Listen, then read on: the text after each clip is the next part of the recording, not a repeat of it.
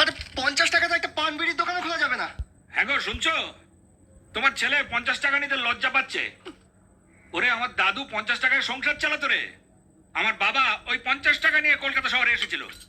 আর আমাদের বিয়েতে তোর দাদু ওই 50 টাকায় যৌতুক দিয়েছিল। মা, মা তুমি কিছু বলতে পারছো না? কিছু বলো না। কি বলবো বলতো? সামান্য একটা হীরের দুল চেয়েছিলাম, আজ অব্দি দেয়নি। গিয়ে দেখ, দোকানটা হয়তো উঠেই গেছে।